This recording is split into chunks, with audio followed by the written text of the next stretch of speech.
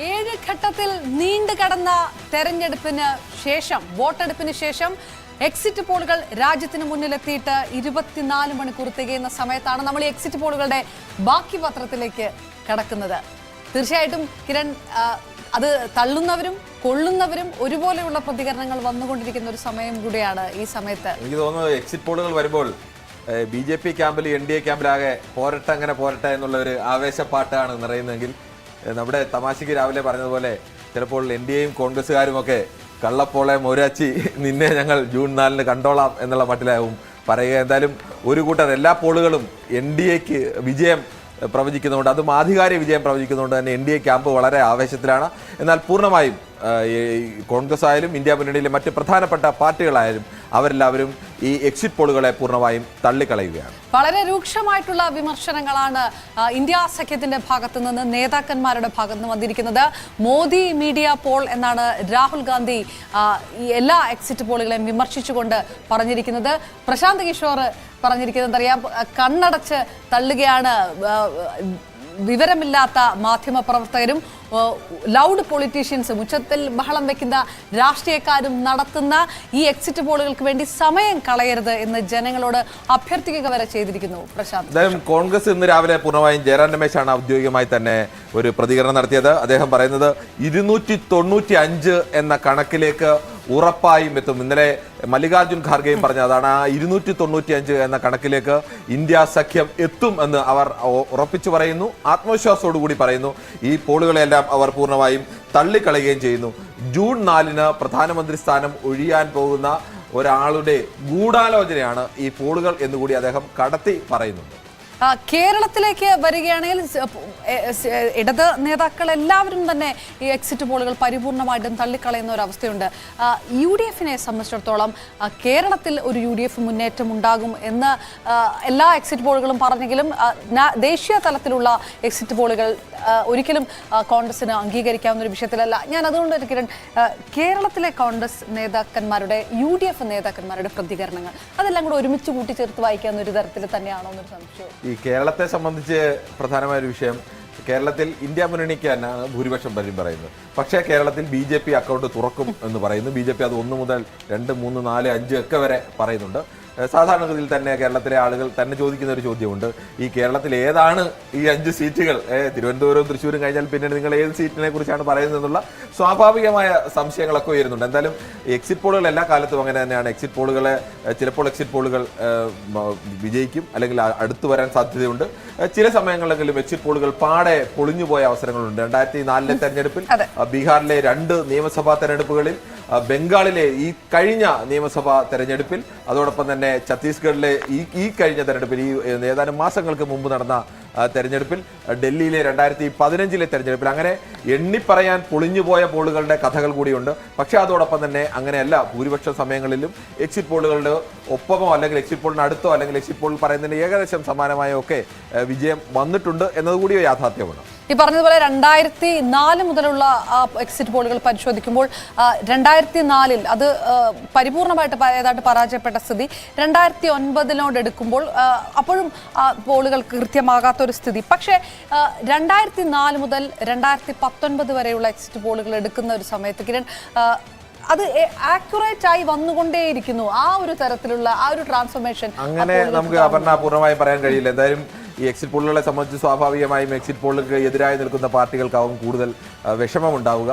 Exit പോളുകളെ വിശ്വസിക്കാൻ ഒരു കാരണവശാലും കോൺഗ്രസോ ഇന്ത്യ മുന്നണിയോ ഒന്നും ഒരു പരിധിവരെ തയ്യാറാവില്ല, അല്ലെങ്കിൽ അവരെ അനുകൂലിക്കുന്നവരും തയ്യാറാവില്ല. എന്തായാലും അവർക്ക് പ്രതീക്ഷയുള്ള എക്സിറ്റ് പോളുകളുടെ പരാജയപ്പെട്ടു പോയ ഒരു ചരിത്രം കൂടി നമുക്ക് നോക്കാം. എനിക്ക് തോന്നുന്നു ഏറ്റവും പ്രധാനമായും ഇന്ത്യയിൽ പറയാൻ കഴിയുന്നത് 2004-ലെ ലോക്സഭാ തെരഞ്ഞെടുപ്പിന്റെ കണക്കാണ്. അതോടൊപ്പം തന്നെ പിന്നീട് ബീഹാറിലെ 2020-ൽ ബീഹാറിൽ തേജസ്വി യാദവിന്റെ നേതൃത്വത്തിൽ മഹാഗഠബന്ധൻ അധികാരത്തിലേറും എന്ന് എല്ലാ എക്സിറ്റ് പോളുകളും ഏറെക്കുറെ ഉറപ്പിച്ചു പറഞ്ഞതാണ്. പക്ഷേ അന്ന് BJP JDU സഖ്യമാണ് വിജയിച്ചത്. മറ്റ് എക്സിറ്റ് പോൾ പരാജയപ്പെട്ടതും ഈ ബീഹാറിൽ തന്നെയാണ്. അതിന് തൊട്ട് മുമ്പിലത്തെ തെരഞ്ഞെടുപ്പിലാണ്, അത് 2015-ലെ ബീഹാറിലെ തെരഞ്ഞെടുപ്പിൽ. അന്ന് RJD-യും JD-യും കോൺഗ്രസും ഒരു സഖ്യമായി നിൽക്കുകയാണ്. അങ്ങനെ ഒരു സഖ്യം വന്നു കഴിഞ്ഞാൽ അനായാസം തന്നെ ബീഹാറിൽ വലിയ വിജയം നേടാൻ കഴിയും എന്നുള്ള പ്രതീക്ഷയായിരുന്നു. പക്ഷേ അങ്ങനെയാണ് എക്സിറ്റ് പോളുകളുടെയൊക്കെ ഫലം വന്നത്. അതല്ലെങ്കിൽ ഒരു ടൈറ്റ് ഫൈറ്റിലേക്ക് അന്ന് വരും എന്നാണ് ഭൂരിപക്ഷം എക്സിറ്റ് പോളുകൾക്ക് ടൈറ്റ് ഫൈറ്റ് എന്നുള്ളത് തന്നെയായിരുന്നു. പക്ഷേ അന്ന് മഹാഗഠബന്ധൻ 243-ൽ 178 സീറ്റുകൾ നേടിയാണ് വിജയിച്ചത്. അതിൽ ആധികാരികമായ വിജയം മഹാഗഠബന്ധൻ നേടുമ്പോൾ അങ്ങനെ ആധികാരികമായ വിജയം അവിടെ ഉണ്ടാവാൻ സാധ്യതയില്ല. അവിടെ ഒരു ടൈറ്റ് ഫൈറ്റിലേക്കാണ് പോകുന്നതെന്നാണ് 2015-ൽ എക്സിറ്റ് പോളുകൾ മഹാഭൂരിപക്ഷവും പറഞ്ഞത്. മറ്റൊന്ന്, ഈ അടുത്ത കാലത്ത് എക്സിറ്റ് പോളുകൾ പരാജയപ്പെട്ടത് പരിശോധിച്ചാൽ വെസ്റ്റ് ബംഗാളിലെ 2021-ലാണ് വെസ്റ്റ് ബംഗാളിൽ BJPക്ക് വിജയമോ അല്ലെങ്കിൽ BJP ഏറ്റവും വലിയ പാർട്ടി ആവും എന്നൊക്കെ, അല്ലെങ്കിൽ BJPക്ക് ഒറ്റയ്ക്ക് വിജയിക്കാൻ കഴിഞ്ഞില്ലെങ്കിൽ ഏറ്റവും വലിയ പാർട്ടി BJP ആയി മാറും എന്ന തരത്തിലേക്കായിരുന്നു എക്സിറ്റ് പോളുകൾ വന്നത്. പ്രധാനമായും അതിന് കാരണം അതിന്റെ തൊട്ട് മുമ്പിലുള്ള ലോക്സഭാ തെരഞ്ഞെടുപ്പിൽ 18 സീറ്റുകൾ നേടാൻ BJPക്ക് കഴിഞ്ഞിരുന്നു. ബംഗാളിനെ സംബന്ധിച്ച് 42 സീറ്റുകളിൽ 18 സീറ്റ് എന്ന് പറയുന്നത് BJPക്ക് ഒരു വലിയ നേട്ടമായിരുന്നു. CPM-ഉം കോൺഗ്രസും ഏറെക്കുറെ തകർന്നുപോയ അവസ്ഥയിലായിരുന്നു. CPM ആയാലും ഇടത് പാർട്ടികൾ ആകെ കൂടി തകർന്ന അവസ്ഥയിലായിരുന്നു. അത്തരം ഒരു ഘട്ടത്തിൽ നടന്ന നിയമസഭാ തെരഞ്ഞെടുപ്പിൽ BJP ഒന്നാമത്തെ പാർട്ടിയാവുമെന്നാണ് ഭൂരിപക്ഷം എക്സിറ്റ് പോളുകൾ പറഞ്ഞത്. പക്ഷേ അന്ന് അവിടെ ഉണ്ടായത് വെസ്റ്റ് ബംഗാളിൽ ഉണ്ടായത് 294-ൽ 77 സീറ്റ് നേടാൻ മാത്രമേ BJP കഴിഞ്ഞുള്ളൂ. 213 സീറ്റുകൾ നേടിയാണ്. 294-ൽ 213 എന്ന് പറയുന്ന ആധികാരികം എന്ന് പറഞ്ഞാൽ അതിനേക്കാൾ ഒന്നുകൂടി ആധികാരികം എന്ന് പറയാവുന്ന ഒരു വലിയ വിക്ടറിയിലേക്കാണ് അന്ന് മമതാ ബാനർജി പോയത്. മറ്റൊന്ന് UP-ലേതാണ്. 2017-ൽ UP-ൽ ഇതുപോലെ ഒരു തൂക്ക് മന്ത്രിസഭ ഉണ്ടാവും എന്നായിരുന്നു 2017-ൽ പറഞ്ഞുകൊണ്ടിരുന്നത്. പ്രധാന കാരണം അന്ന് UP-ലെ പ്രധാനപ്പെട്ട 4 പാർട്ടികളിൽ ഒന്ന് മാത്രമായിരുന്നു BJP. SP-യും BSP-യും ഒക്കെ ശക്തമായി നിൽക്കുന്ന കാലമാണ്. കോൺഗ്രസും അങ്ങനെ അങ്ങ് തകർന്നു പോയ ഒരു അവസ്ഥയിൽ നിൽക്കുന്നതല്ല എങ്കിലും കോൺഗ്രസ് ഒരു പരിധി വരെയൊക്കെ കരുതി. പക്ഷേ SP-യും BSP-യും അങ്ങനെ ആയിരുന്നില്ല. അവിടുത്തെ 2 പ്രധാന പാർട്ടികളായി നിൽക്കുമ്പോഴാണ് അവിടെ ഒരു തൂക്ക് മന്ത്രിസഭ ഉണ്ടാവും എന്നെല്ലാം പറഞ്ഞത്. അന്ന് 403-ൽ 312, 4-ൽ 3 സീറ്റുകളും നേടിക്കൊണ്ട് 403-ൽ 312 എന്ന് പറയുമ്പോൾ 4-ൽ 3 സീറ്റിനേക്കാൾ ഒരു പടി കൂടി മുന്നിൽ നിന്നുകൊണ്ടാണ് അന്ന് യോഗിയുടെ നേതൃത്വത്തിലുള്ള BJP അല്ലെങ്കിൽ അന്ന് മോദി നയിച്ച BJP UP-ൽ അധികാരത്തിൽ വന്നത്. മറ്റൊന്ന് 2015-ലെ ഡൽഹിയിലെ ഫലമാണ്. ഡൽഹിയിൽ ഇങ്ങനെ ഒരു വലിയൊരു കുതിച്ചുചാട്ടം ഉണ്ടാക്കുമെന്നും അവിടെ ഈ അരവിന്ദ് കെജ്രിവാൾ 70-ൽ 67 സീറ്റുകളും നേടിക്കൊണ്ട് വിജയിക്കുമെന്നും ഒന്നും എക്സിറ്റ് പോളുകൾക്ക് പ്രവചിക്കാൻ കഴിഞ്ഞില്ല. അവരെല്ലാവരും കോൺഗ്രസ് പാടെ തകർന്നു പോകുമെന്നോ BJP തകർന്നു പോകുമെന്നൊന്നും മുൻകൂട്ടി കാണാൻ കഴിഞ്ഞില്ല. ഈ പ്രവചനങ്ങളെല്ലാം അപ്രസക്തമാക്കിക്കൊണ്ടുള്ള വിജയമാണ് അന്ന് ഡൽഹിയിൽ ഉണ്ടായത്. മറ്റൊന്ന് 2023-ലെ ഛത്തീസ്ഗഡിലാണ്. ഛത്തീസ്ഗഡിൽ ഭൂപേഷ് ബാഗൽ സർക്കാർ വീണ്ടും അധികാരത്തിലേക്ക് വരും, അല്ലെങ്കിൽ അവർക്കാണ് സാധ്യത കൂടുതൽ എന്നാണ് കൂടുതൽ എക്സിറ്റ് പോൾ. ചില എക്സിറ്റ് പോളുകളെങ്കിലും തിരിച്ചു വരികയും ചെയ്തിരുന്നു. പക്ഷേ പൊതുവെ എക്സിറ്റ് പോളുകളുടെ ആകത്തുക എടുത്തു കഴിഞ്ഞാൽ ഛത്തീസ്ഗഡിൽ കോൺഗ്രസിന്റെ വിജയമാണ് പ്രവചിച്ചിരുന്നത്. പക്ഷേ അവിടെയും എക്സിറ്റ് പോളുകൾ തെറ്റിയിട്ടുണ്ട്. പക്ഷേ ഈ തെറ്റിയ പ്രധാനപ്പെട്ട 5-6 എക്സിറ്റ് പോളുകളുടെ കഥ പറയുമ്പോൾ ഈ ഇന്ത്യയിൽ കഴിഞ്ഞ 2-3 നൂറ്റാണ്ടിനിടയിൽ പതിറ്റാണ്ടിനിടയിൽ നടന്ന പ്രധാനപ്പെട്ട തെരഞ്ഞെടുപ്പുകളിലെല്ലാം തന്നെ എക്സിറ്റ് പോളുകൾ വന്നിട്ടുണ്ട്. നിയമസഭാ തെരഞ്ഞെടുപ്പിലും വന്നിട്ടുണ്ട്. മറ്റിടങ്ങളിലൊക്കെ എക്സിറ്റ് പോളുകൾ വിജയിക്കുകയോ അല്ലെങ്കിൽ വിജയത്തോട് അടുത്തു നിൽക്കുകയോ ചിലപ്പോൾ ഭൂരിപക്ഷത്തിൽ വ്യത്യാസം വന്നേക്കാം. അങ്ങനത്തെ സംഭവങ്ങളാണ്. ചരിത്രം എടുത്ത് പരിശോധിക്കുമ്പോൾ സ്റ്റാറ്റിസ്റ്റിക്സ് പരിശോധിച്ചാൽ കൂടുതൽ സമയവും എക്സിറ്റ് പോളുകൾ ശരിയായതാണ്. പക്ഷേ അപൂർവം സന്ദർഭങ്ങളിൽ അല്ലെങ്കിൽ ചില വ്യക്തമായ സന്ദർഭങ്ങളിൽ പരാജയപ്പെട്ടു പോയതുകൊണ്ട് അതുകൊണ്ട് തന്നെ ഈ പ്രതീക്ഷ നഷ്ടപ്പെട്ടവർ പൂർണ്ണമായും പ്രതീക്ഷ നഷ്ടപ്പെടേണ്ടതില്ല.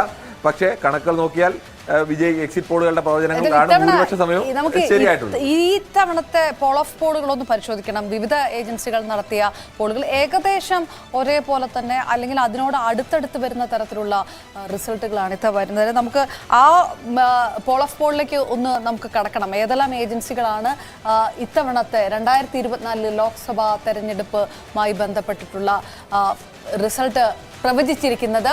നമ്മൾ ന്യൂസ് 18 മെഗാ എക്സിറ്റ് പോളിലേക്ക് തന്നെ ആദ്യം കടക്കുമ്പോൾ ഈ പറഞ്ഞതുപോലെ തന്നെ 355 മുതൽ 370 വരെ സീറ്റുകൾ NDAക്ക് കിട്ടുമെന്ന് പറയുകയും അതേസമയം ഇന്ത്യ മുന്നണി 125 തൊട്ട് 140 സീറ്റ് വരെ എന്ന രീതിയിലാണ് മറ്റുള്ളവർക്ക് 42 മുതൽ 52 വരെ എന്നുള്ളതാണ് കണക്ക്. ഇതിന്റെ ഏറ്റവും പ്രധാനപ്പെട്ട പ്രത്യേകത BJP ഒറ്റയ്ക്ക് 272 എന്നുള്ള മാർക്ക് കടന്നുകൊണ്ട് അല്ലെങ്കിൽ 300 എന്നുള്ള മാർക്ക് അടക്കം കടന്നുകൊണ്ട് BJPക്ക് വിജയിക്കാൻ ആകും എന്ന തരത്തിലാണ് ന്യൂസ് 18-ന്റെ മെഗാ എക്സിറ്റ് പോളുകൾ വന്നത്.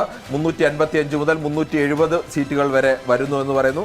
UPAക്ക് ഒരു കാരണവശാലും ഭരണത്തിലേക്ക് എത്താൻ യാതൊരു സാധ്യതയും കാണിക്കുന്നില്ല. 125 മുതൽ 140 വരെയാണ്. ഈ 42-52 എന്ന് പറയുന്നതിനുള്ളിൽ തൃണമൂൽ കോൺഗ്രസ് കൂടി ഇന്ത്യ മുന്നണിയുടെ ഭാഗമാണോ അല്ലയോ എന്നൊക്കെ ഇപ്പോൾ തർക്കിച്ചു നിൽക്കുന്ന തൃണമൂൽ കോൺഗ്രസിനെ തൽക്കാലം ഔദ്യോഗികമായ ഭാഗമല്ലാത്തതുകൊണ്ടാണ് അതേഴ്സിനകത്ത് വരുന്നത്. അല്ലെങ്കിൽ അതേഴ്സ് അതുകൂടി ചേർന്ന് കഴിഞ്ഞാൽ ഈ 140 എന്ന് പറയുന്നത് ചിലപ്പോൾ 170-ലേക്കോ 160-ലേക്കോ എത്താം. എന്നാലും ഒരു കാരണവശാലും ധാരണത്തിലേക്ക് എത്തില്ല എന്ന് തന്നെയാണ് ന്യൂസ് 18 മെഗാ എക്സിറ്റ് പോൾ ഫലം പ്രവചിക്കുന്നത്. ആക്സിസ് മൈ ഇന്ത്യ അടുത്ത ഏജൻസിയിലേക്ക് നമ്മൾ കടക്കുമ്പോൾ 361 മുതൽ 400 കടക്കുമെന്ന് പ്രവചിച്ചിരിക്കുന്നത് 3 ഏജൻസികളാണ്. അത് ഒന്ന് ആക്സിസ് മൈ ഇന്ത്യ ആണ്, 361 തൊട്ട് 401 വരെ. അതേസമയം ഇന്ത്യ മുന്നണി 131 മുതൽ 166 വരെ. കഴിഞ്ഞ 8 തൊട്ട് 20 വരെയാണ് മറ്റുള്ളവർക്ക് താരതമ്യേന കുറവാണ്. മറ്റുള്ളവർ നേടും എന്ന് പറയുന്ന ഒരു കണക്ക് ആക്സിസ് മൈ ഇന്ത്യയുടെ ഒരു കണക്ക്. ഈ കണക്കിനകത്ത് അതേഴ്സിന്റെ കണക്കിൽ ഒരു ചെറിയ വ്യത്യാസം കൂടി ഞാൻ പ്രേക്ഷകരോട് പറയുകയാണ്. അതേഴ്സിന്റെ കണക്കിൽ ചില ഏജൻസികൾ തൃണമൂൽ കോൺഗ്രസിനെ പലരും 10 മുതൽ 20 സീറ്റ് വരെയൊക്കെ ബംഗാളിൽ അവർ നൽകിയിട്ടുണ്ട്. 42 സീറ്റുകളിൽ ആ സീറ്റുകൾ ചിലർ ഇന്ത്യ മുന്നണിയുടെ ഭാഗമായി നൽകിയിട്ടുണ്ട്, ചിലർ അങ്ങനെയല്ല, സാങ്കേതികമായി പറഞ്ഞ അല്ല എന്നതുകൊണ്ട് അല്ലാതെ മദേഴ്സ് എന്ന രീതിയിൽ നൽകിയിട്ടുണ്ട്. പക്ഷേ ഇതെല്ലാം ചേർന്നാലും ഒരു കാരണവശാലും ഈ ആക്സിസ് മൈ ഇന്ത്യയുടെ കണക്കനുസരിച്ച് 361 401 എന്ന് പറയുന്നത് ഒരിക്കൽ മാത്രം കോൺഗ്രസിന് ഇന്ദിരാഗാന്ധിയുടെ മരണശേഷം മാത്രമാണ് കോൺഗ്രസിന് 400 എന്ന മാർക്ക് ഇന്ത്യയുടെ ഈ ദീർഘമായ 75 വർഷത്തെ ചരിത്രത്തിൽ ഏതെങ്കിലും ഒരു പാർട്ടിക്കോ മുന്നണിക്കോ മറികടക്കാൻ കഴിഞ്ഞിട്ടുള്ളത്. അത് കോൺഗ്രസിന് മാത്രമാണ്. അതിപ്പോൾ 401 എന്നുള്ള കണക്ക് ആക്സിസ് മൈ ഇന്ത്യ പരമാവധി കണക്കായി നൽകുന്നുണ്ട്. ഇനി നമുക്ക് സി വോട്ടറിലേക്ക് പോവുകയാണെങ്കിൽ സി വോട്ടറും ഏകദേശം ഇപ്പൊ നമ്മൾ പറഞ്ഞു വരുന്നതെല്ലാം ഏകദേശം അടുത്ത് വരുന്ന കണക്കുകളാണ് എന്നുള്ളതാണ്. 353 മുതൽ 383 വരെ എൻ ഡി എക്ക് കിട്ടുമെന്ന് പറയുമ്പോൾ 152 തൊട്ട് 182 ഇന്ത്യ മുന്നണിക്ക് കൂടുതൽ സീറ്റ് പറഞ്ഞിരിക്കുന്നത് സി വോട്ടറിൽ കൂടിയാണ്. താരതമ്യേന ഇതുവരെ പുറത്തു വന്ന കണക്കുകളിൽ ഇന്ത്യ മുന്നണിക്ക് ഏറ്റവും കൂടുതൽ സീറ്റ് നൽകിയിരിക്കുന്നത് 182 വരെയാണ്. മറ്റുള്ളവർ 4 മുതൽ 12 വരെ എന്നുള്ളത്. ഈ പറഞ്ഞതിലും എനിക്ക് തോന്നുന്നു ആ പറഞ്ഞ പോലെ ഇന്ത്യ മുന്നണി കാൽക്കുലേറ്റ് ചെയ്തിരിക്കുന്നതിൽ ഒരു വ്യത്യാസം. ഇന്ത്യ മുന്നണിയുടെ കാൽക്കുലേഷൻ അത് ചെറിയ വ്യത്യാസം എപ്പോഴും വരുന്നത് തൃണമൂൽ കോൺഗ്രസിന് ലഭിക്കുന്ന ഒരു 20 സീറ്റ് 25 സീറ്റിന്റെ വ്യത്യാസം എപ്പോഴും വരുന്നുണ്ട്. ഓരോ ഏജൻസികളും പല തരത്തിലാണ് കണക്കുകൂട്ടിയിരിക്കുന്നത്. ഇന്ത്യ മുന്നണിയുടെ ഭാഗമാണോ ഔദ്യോഗികമായി TMC എന്ന് ചോദിച്ചാൽ ഇന്ത്യ മുന്നണിയുടെ ഭാഗമല്ല എന്ന് പറയേണ്ടി വരും. പക്ഷേ ഇന്ത്യ മുന്നണിയുടെ ഭാഗമായിട്ടൊക്കെ നിൽക്കുകയാണ്. അങ്ങനെ ആ മുന്നണിക്ക് ഒരു സംവിധാനമോ അങ്ങനെ ഒരു കൃത്യമായ ക്രമമൊന്നും ഇല്ലാത്തതിനാൽ അത് ഓരോ ഏജൻസികളും അവരുടെ സൗകര്യപ്രദമായിട്ടാണ് ഇന്ത്യ മുന്നണിയുടെ ഭാഗമായിട്ടും അതേഴ്സിന്റെ കൂട്ടത്തിലും ഒക്കെ പെടുത്തിയിരിക്കുന്നത്. പക്ഷേ അതിലൊന്നും അത്ര പ്രസക്തമല്ല. കാരണം ഇപ്പുറത്തെ വിജയം അത്രത്തോളം ആധികാരികമായിട്ടാണ്. ടുഡേസ് ചാണക്യ ആണെങ്കിൽ കഴിഞ്ഞ വർഷം ടുഡേസ് ചാണക്യയുടെ കണക്ക് ഏറ്റവും അടുത്തെത്തിയ കണക്കുകളിലൊന്ന് ടുഡേസ് ചാണക്യയുടെ കണക്കായിരുന്നു.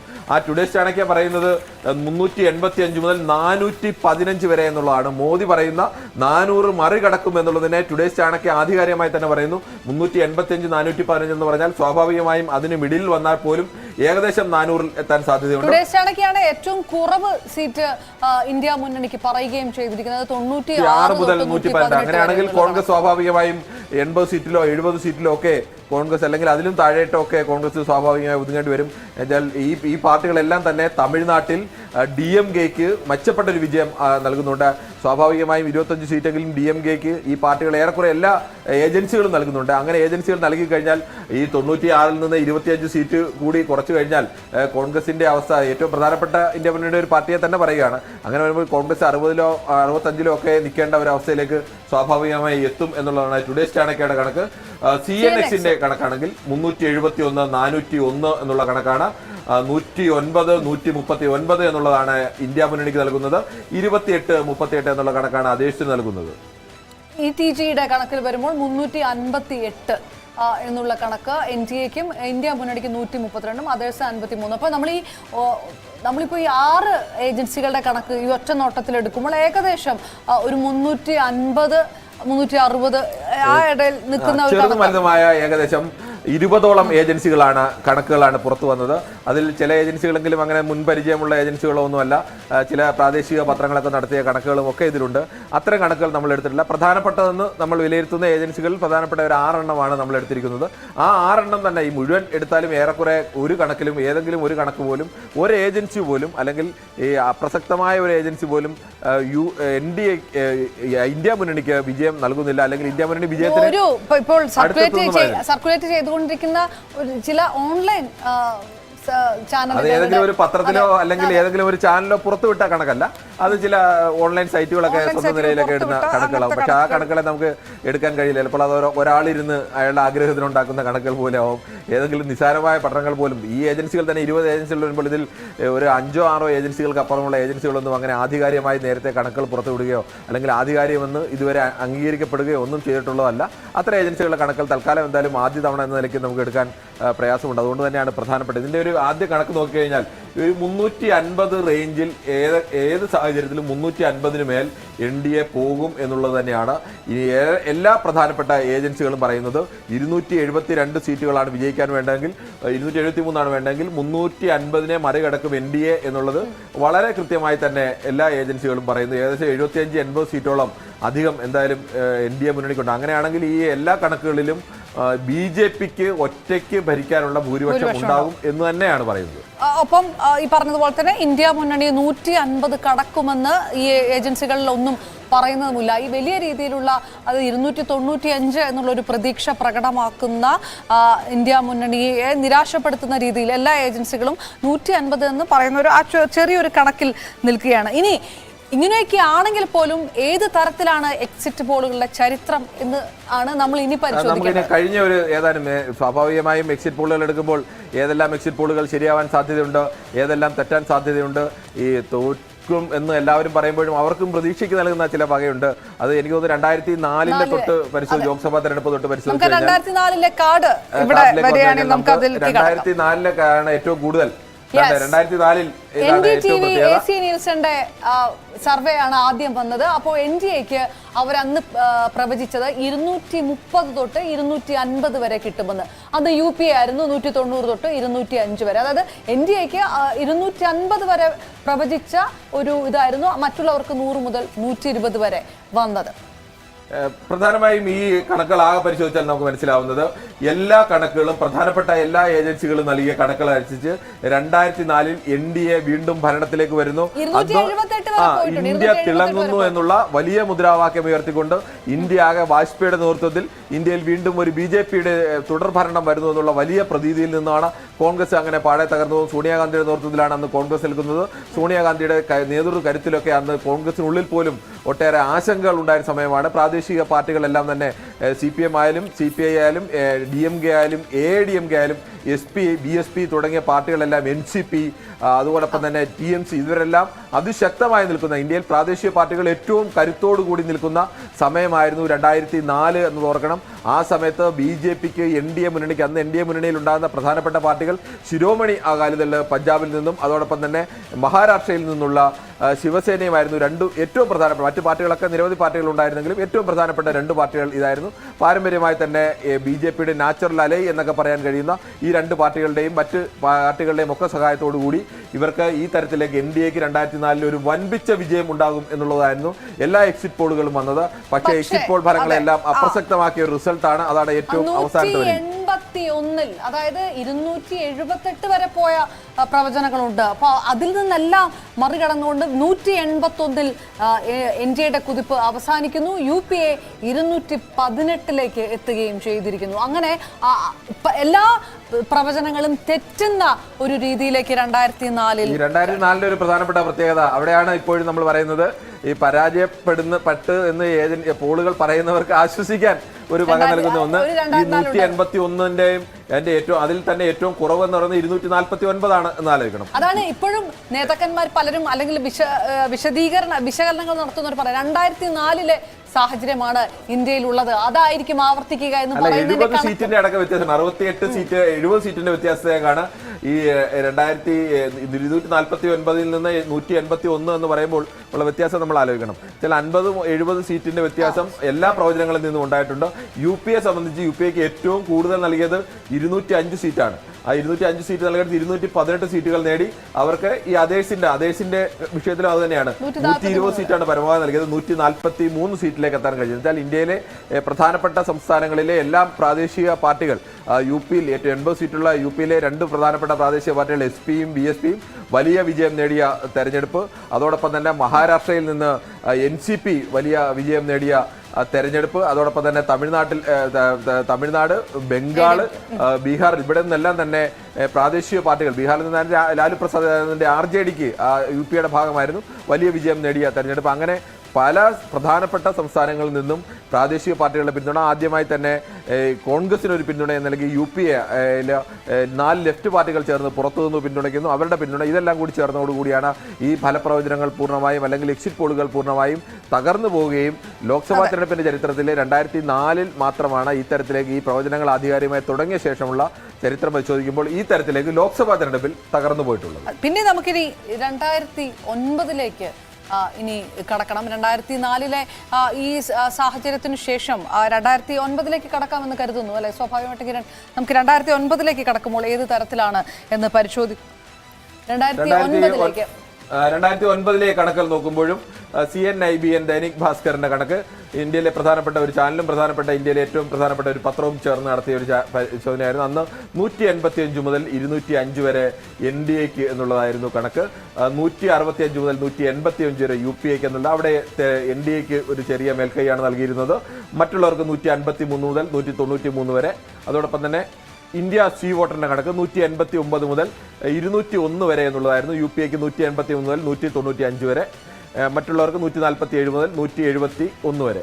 സ്റ്റാർ നിൽസൺ 199, 196 ഏകദേശം തുല്യമായിട്ടുള്ള ഒരു കണക്കാണ്. അപ്പൊ ഇതിനകത്ത് കണക്കുകളിൽ, അതായത് സീറ്റുകളുടെ എണ്ണത്തിൽ ഉണ്ടായ ഒരു ഏകദേശം ഒരു വ്യത്യാസം, പക്ഷെ മുൻതൂക്കം എങ്ങനെയാണോ പ്രവചിച്ചത് ആ തരത്തിലേക്ക് തന്നെ കാര്യങ്ങൾ പോവുകയും ചെയ്തു. അതായത് 2009 വീണ്ടും 2004 ശേഷം 2009 UP-യെ ആധികാരികമായ വിജയത്തോടു കൂടി UP-യെ ഭരണം നേടിയെടുക്കുകയായിരുന്നു. UP-യുടെ ഭരണം ആ തരത്തിലേക്ക് തന്നെ 2009 വരുന്നു. കണക്കുകൾ അങ്ങനെ പൂർണ്ണമായും തെറ്റുന്നൊരവസ്ഥ 2009 ഉണ്ടാകുന്നില്ല. എന്നാൽ നമുക്ക് മറ്റ് 2 ലോക്സഭാ തെരഞ്ഞെടുപ്പ് കണക്കുകൾ കൂടി നോക്കേണ്ടതുണ്ട് ഒരു ചെറിയ ഇടവേളയ്ക്ക് ശേഷം.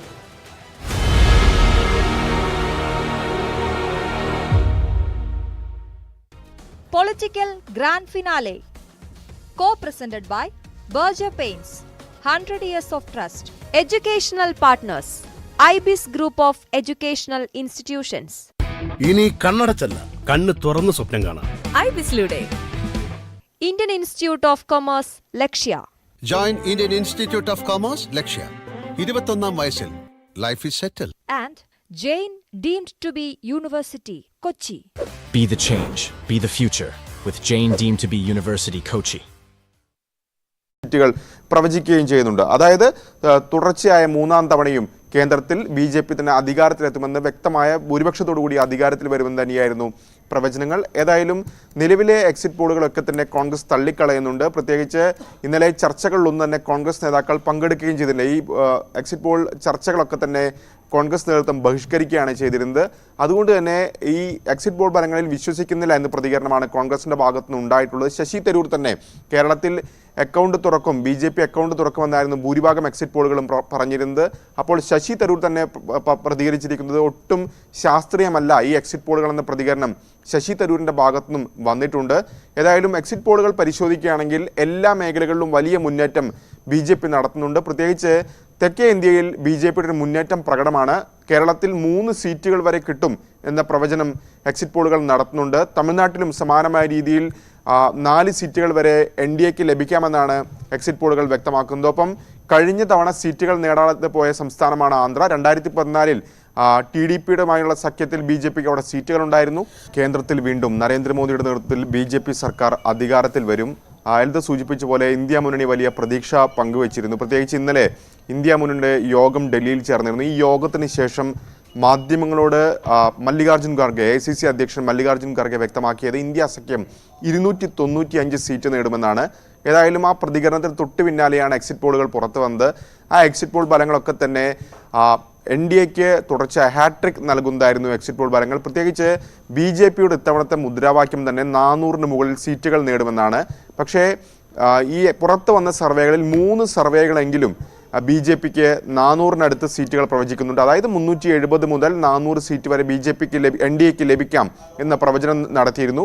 അതുമാത്രമല്ല ഏതാണ്ട് 10 സർവേകൾ BJPക്ക് NDA സഖ്യത്തിന് 350 സീറ്റുകൾ പ്രവചിക്കുകയും ചെയ്യുന്നുണ്ട്. അതായത് തുടർച്ചയായ 3ാം തവണയും കേന്ദ്രത്തിൽ BJP തന്നെ അധികാരത്തിലെത്തുമെന്ന്, വ്യക്തമായ ഭൂരിപക്ഷത്തോടു കൂടി അധികാരത്തിൽ വരുമെന്ന് തന്നെയായിരുന്നു പ്രവചനങ്ങൾ. ഏതായാലും നിലവിലെ എക്സിറ്റ് പോളുകളൊക്കെ തന്നെ കോൺഗ്രസ് തള്ളിക്കളയുന്നുണ്ട്. പ്രത്യേകിച്ച് ഇന്നലെ ചർച്ചകളിലൊന്നും തന്നെ കോൺഗ്രസ് നേതാക്കൾ പങ്കെടുക്കുകയും ചെയ്തില്ല ഈ exit poll. Political Grand Finale, co-presented by Berger Paints, 100 years of trust. Educational partners, IBIS Group of Educational Institutions. ഇനി കണ്ണടച്ചല്ല, കണ്ണ് തുറന്ന് സ്വപ്നം കാണാം. IBISലൂടെ Indian Institute of Commerce, Lakshya. Join Indian Institute of Commerce Lakshya. 21ാം വയസ്സിൽ life is settle. And Jain deemed to be University, Kochi. Be the change, be the future with Jain deemed to be University, Kochi. കൊട്ടിഘോഷിച്ചു വന്ന exit പോളുകൾ അടപടലം പൊട്ടിപ്പോയ 2004 2009 നമ്മൾ കണ്ടത്. 2009 പൊട്ടിയിട്ടില്ല, 2004 പരാജയപ്പെട്ടു. 2009 പക്ഷേ ഏറെക്കുറെ exit പോളുകളുടെ അടുത്ത ഫലം തന്നെയായിരുന്നു ഉണ്ടായിരുന്നത്.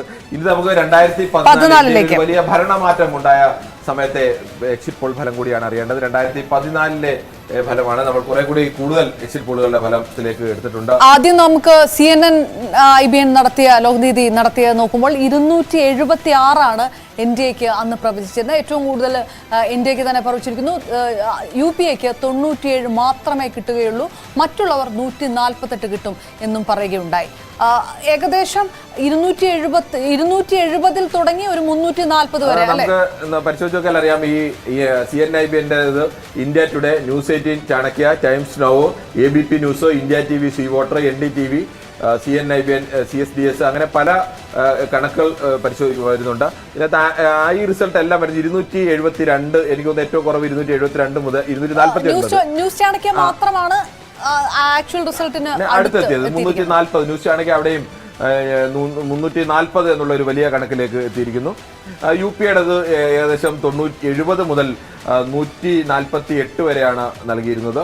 അവർക്ക് ലഭിച്ചത് പക്ഷേ 66 സീറ്റ്. ഒരു സർവേ പോലും ആ രീതിയിലേക്ക് സീറ്റ് കുറയുമെന്ന് പ്രവചിച്ചില്ല, അല്ലെങ്കിൽ അത് മുൻകൂട്ടി കണ്ടില്ല. കോൺഗ്രസിന്റെ ഇത്രയും കുറയുമെന്ന് കോൺഗ്രസിനെ പോലൊരു പാർട്ടിക്ക് അന്ന് 44 സീറ്റിലേക്കൊക്കെ ഈ ആന മെലിഞ്ഞാൽ തൊഴുത്തിൽ കെട്ടാൻ കഴിയുമോ എന്നൊക്കെ ചോദിച്ചാൽ തൊഴുത്തിലല്ല, പുറത്ത് കുറ്റിയിൽ പോലും കെട്ടാൻ കഴിയുന്ന അവസ്ഥയിലേക്ക് 44 സീറ്റിലേക്ക് കോൺഗ്രസിനെ പോലൊരു പാർട്ടി തകർന്നു വീഴുമോ എന്ന് ആരും പ്രതീക്ഷിച്ചിരുന്നില്ല. UPയിലൊക്കെ ചിലപ്പോൾ എക്സിറ്റ് പോൾ എടുത്തു കഴിഞ്ഞാൽ പോലും അവർക്ക് പോലും ഒരു അത്ഭുതം തോന്നാം. ആ തരത്തിലേക്കുള്ളതായിരുന്നു. അത്രത്തോളം തകർന്നു വീണ ഒരു തെരഞ്ഞെടുപ്പായിരുന്നു അത്. എക്സിറ്റ് പോൾ പോലുള്ള ഫലങ്ങളെല്ലാം ഏറെക്കുറെ ഭൂരിപക്ഷം നേടും എന്ന് പറഞ്ഞ് NDAയുടെ ഭൂരിപക്ഷം 335 എത്തിക്കാൻ കഴിഞ്ഞു. എക്സിറ്റ് പോളുകളെ ഭൂരിപക്ഷം എക്സിറ്റ് പോളുകളും പ്രവചിച്ചതിനേക്കാൾ മേലെ ഭൂരിപക്ഷം നേടിക്കൊണ്ടാണ് അന്ന് NDA അധികാരത്തിൽ 2014 മോദി രാജ്യത്താകെ വീശിയടിച്ച UPA വിരുദ്ധ തരംഗത്തിൽ, അല്ലെങ്കിൽ അഴിമതി വിരുദ്ധ സമരത്തിന്റെ ഒരു തരംഗത്തിൽ, അല്ലെങ്കിൽ UPA സർക്കാരുകൾക്കെതിരെ ഉയർന്നു വന്ന പല തരത്തിലുള്ള സമരങ്ങൾ മോദി എന്ന് പറയുന്ന ഒരു നേതാവിനെ ഉയർത്തിക്കാട്ടിക്കൊണ്ട് അതുവരെയുള്ള BJPയുടെ ലാൽകൃഷ്ണ അദ്വാനി അടക്കമുള്ള, വാജ്പേയി അടക്കമുള്ള നേതാക്കളെ മാറ്റി നിർത്തിക്കൊണ്ട് പുതിയൊരു തരംഗത്തിലേക്കും പുതിയൊരു പരീക്ഷണത്തിലേക്കും NDA വന്നു കഴിഞ്ഞപ്പോൾ BJPയുടെ നേതൃത്വത്തിൽ, നരേന്ദ്രമോദിയുടെ നേതൃത്വത്തിൽ വലിയൊരു മുന്നേറ്റവും വലിയ വിജയമൊക്കെ ഉണ്ടാക്കിയ തെരഞ്ഞെടുപ്പാണ്. അന്ന് എക്സിറ്റ് പോൾ ഫലങ്ങളെ കവച്ചു വെച്ചുകൊണ്ടുള്ള ഒരു വിജയമാണ് 2014 മോദിയുടെ നേതൃത്വത്തിൽ BJPയും NDAയും നേടിയത്. അത് എക്സിറ്റ് പോളുകൾ പരിപൂർണമായിട്ട് പരാജയപ്പെടും എന്ന് കരുതി പുച്ഛിച്ച് തള്ളുകയും ചെയ്തതാണ് UPA കോൺഗ്രസ് നേതാക്കളൊക്കെ. ആ തരത്തിൽ വലിയൊരു തിരിച്ചടി യഥാർത്ഥ ഫലം വന്നപ്പോൾ ഉണ്ടാവുകയും ചെയ്തിരിക്കുന്നു. 2014 മുതൽ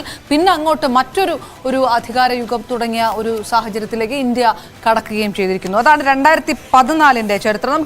നമുക്ക് കഴിഞ്ഞ തെരഞ്ഞെടുപ്പിന്റെ ചരിത്രത്തിലേക്ക് തന്നെ വരണം. കഴിഞ്ഞ തെരഞ്ഞെടുപ്പിന്റെ ചരിത്രം 2019 2019 സ്വാഭാവികമായും ഇന്ത്യയിലെ പ്രധാനപ്പെട്ട ഏജൻസികളോ എല്ലാം തന്നെ ഏറെക്കുറെ അങ്ങനെ ഒരു അപ്രതീക്ഷിതമായ ഫലമുണ്ടാകുമെന്ന് എവിടെയും പ്രതീക്ഷിച്ചിരുന്ന ഒരു തെരഞ്ഞെടുപ്പല്ല 2019. അന്ന് ശക്തമായ രീതിയിലേക്കുള്ള മോഡി തരംഗം രാജ്യത്താകമാനം ഉണ്ടായിരുന്നത്. ഇന്ത്യ ടുഡേ 339 തൊട്ട് 365 വരെ, ന്യൂസ് 24 ഏകദേശം 350, ന്യൂസ് 18 നടത്തിയത് 336. അപ്പോൾ 300 തൊട്ട് 287 തൊട്ട് 360 വരെ ആ ഒരു റേഞ്ചിനിടയിലാണ് Times Now, C Voter. India Today ആക്സിസിന്റെ കണക്ക് 339 365, അതിന്റെ ഇടയിൽ തന്നെയാണ് ആക്ച്വൽ റിസൾട്ട് 352 വന്നത്. 77 108 എന്ന് പറയുന്നതിന്റെ ഇടയിൽ തന്നെയാണ് 91 വന്നത്.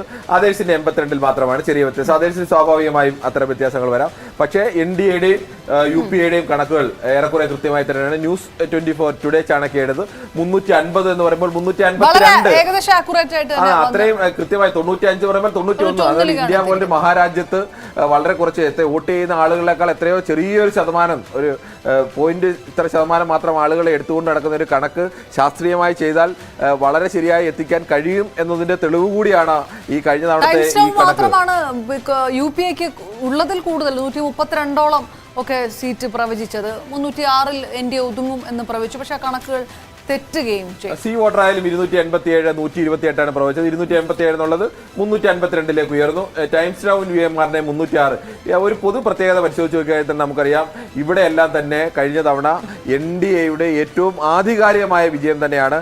ചില ചാനലുകൾ കണക്കാക്കിയതിനേക്കാൾ കൂടുതൽ, എന്നുവെച്ചാൽ പൊതുവെ ഈ ഏജൻസികൾ കണക്കാക്കിയതിനേക്കാൾ കൂടുതൽ, അതായത് ഈ 352 കൂടുതൽ നൽകിയിരിക്കുന്ന പരമാവധി ഇന്ത്യ ടുഡേ ആക്സിസ് മാത്രമാണ്. 339 മുതൽ 365 വരെ എന്നുള്ള കണക്ക് നൽകിയിരിക്കുന്നത്.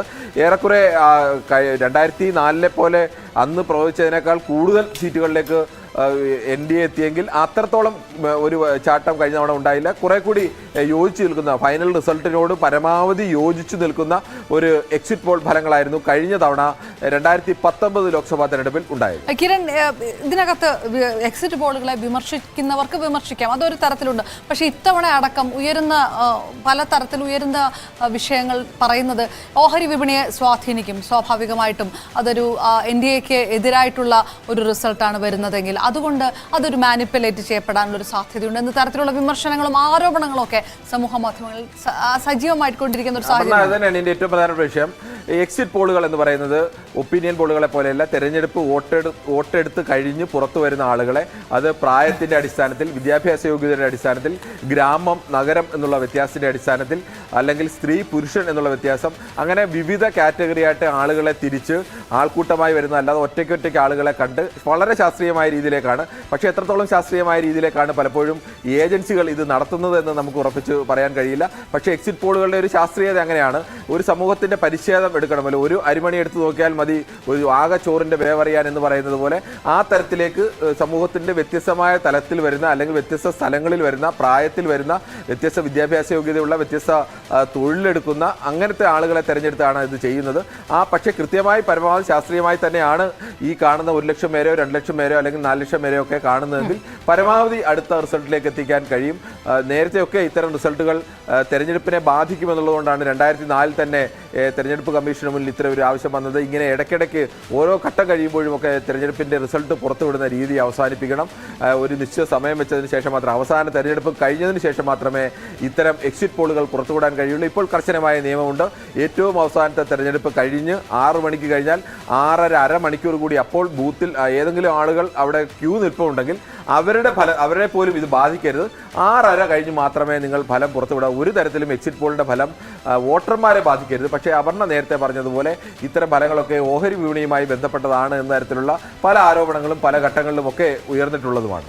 നമ്മളിനി നോക്കണം എക്സിറ്റ് പോളുകളുടെ കൃത്യത. അത് പല ഘടകങ്ങളുമായിട്ട് ബന്ധപ്പെട്ടാണ് ഇരിക്കുന്നത്. അത് വളരെ ശാസ്ത്രീയമായിട്ട് തന്നെ അത് പലരും വളരെ ഡിബേറ്റബിൾ ആയിട്ടുള്ള ഒരു വിഷയമാണ്. ഓരോ തവണ എക്സിറ്റ് പോളുകൾ വരുന്ന സമയത്തും വിശകലന വിദഗ്ധരൊക്കെ അത് സംബന്ധിച്ച് മാധ്യമങ്ങളെ പ്രതികരിക്കുന്നുണ്ട്. അതിൽ ഒന്നാമത്തത് സാമ്പിൾ എടുക്കുന്നതിലെ വിഷയമാണ്. സാമ്പിളുകളിൽ പിശകുണ്ടെങ്കിൽ ഇപ്പോൾ ഒരു പോലീസ് സ്റ്റേഷനുടെ അല്ലെങ്കിൽ വോട്ടർമാരുടെ ഒക്കെ സാമ്പിൾ എടുത്തുകൊണ്ടാണ് ഇത് ചെയ്യുന്നത്. വളരെ സങ്കീർണമായിട്ടുള്ള സാമ്പിളിംഗ് ടെക്നിക്കുകൾ ഉണ്ടെങ്കിൽ പോലും പൂർണ്ണമായിട്ടുള്ള കൃത്യത കൈവരിക്കാൻ ബുദ്ധിമുട്ടുണ്ട് എന്ന് പറയുന്ന ഒരു സാഹചര്യമുണ്ട്. അതാണ് സാമ്പിൾ പിശക് ഒന്ന് വരുന്നത്. രണ്ടാമത്തത് പ്രതികരിക്കാത്ത സാമ്പിളുകൾ. അതായത് ഈ എക്സിറ്റ് പോളുകൾ പങ്കെടുക്കാൻ എല്ലാ വോട്ടർമാരും തയ്യാറാകണമെന്നില്ല. ഒരു പക്ഷേ ഇത് പ്രതികരിക്കില്ല എന്ന് പറയുന്നവർക്ക് വളരെ വ്യത്യസ്തമായിട്ടുള്ള ഒരു വോട്ടിംഗ് പാറ്റേൺ ഒക്കെ ഉണ്ടാകാം. അതൊരു പക്ഷേ ഒരു പാർഷ്യാലിറ്റിയെ അത് കാണിച്ചേക്കാം. അങ്ങനെ ഒരു വിഷയം ഇതിനകത്തുണ്ട്. ആൾക്കാരുടെ ഒരു റെസ്പോൺസുമായിട്ട് ബന്ധപ്പെട്ട് എക്സിറ്റ് പോളുകളുടെ എടുക്കേണ്ടത് എങ്ങനെയെന്ന് സംബന്ധിച്ച് പാശ്ചാത്യ രാജ്യങ്ങളിലടക്കം എനിക്ക് തോന്നുന്നു ഈ കഴിഞ്ഞ ഒരു നൂറ്റാണ്ടിനിടയിലാണ് എക്സിറ്റ് പോളുകൾ ലോകത്താകമാനം വ്യാപകമായി വരാൻ തുടങ്ങിയത്. അതിനെക്കുറിച്ചുള്ള ആധികാരികമായ പഠനങ്ങൾക്കൊക്കെ ശേഷമാണ് എക്സിറ്റ് പോളുകളുടെ സംവിധാനം രൂപപ്പെടുന്നത്. നമ്മൾ ഈ പഠനവും സംവിധാനവും എന്നെല്ലാം പറയുമ്പോഴും ഒരാൾ പുറത്തിറങ്ങി വരുന്ന ഒരാളോട് ചോദിക്കുന്നു, അതിൽ ചിലർ കള്ളം പറയാം. കള്ളം പറയാനുള്ള ബോധപൂർവ്വം തന്നെ കള്ളം പറയാനുള്ള സോഷ്യൽ ഡിസൈറബിലിറ്റി പാർഷ്യാലിറ്റി. അതായത് നിങ്ങൾ വോട്ട് ചെയ്യുന്നുണ്ട്, പക്ഷെ നിങ്ങൾക്കത് പ്രകടമാക്കാൻ താല്പര്യമില്ല, നിങ്ങൾക്കത് സത്യസന്ധമായിട്ട് മറ്റാരുടെ മുന്നിൽ വെച്ച് ചോദിക്കരുത്. കൂട്ടമായി വരുന്നവരുടെ മുന്നിൽ ചോദിക്കരുത്, ഒറ്റയ്ക്ക് മാറ്റി നിർത്തി വേണം ചോദിക്കേണ്ടത്. അവർക്ക് നിങ്ങളെ അവരെ പൂർണ്ണമായും വിശ്വാസത്തിലെടുത്തുകൊണ്ട് അവർ പറയുന്നത് പുറത്തു പോകില്ല എന്നുള്ള വിശ്വാസത്തിൽ വേണം അവരുടെ വിവരങ്ങൾ രേഖപ്പെടുത്തേണ്ടത്. അങ്ങനെ കുറേ നിയമങ്ങളും കുറേ കാര്യങ്ങളും ഒക്കെ ഉണ്ട്. ഇപ്പോൾ അവർക്ക് തന്നെ രഹസ്യമായി തന്നെ രേഖപ്പെടുത്താൻ വേണ്ടിയുള്ള സംവിധാനങ്ങളും ഒക്കെ ഒരുക്കിയിട്ടുണ്ട്. പക്ഷേ ആളുകളുടെ ഭാഗത്തു നിന്ന് കൃത്യമായി തന്നെ എപ്പോഴും എടുക്കണമെന്നില്ല.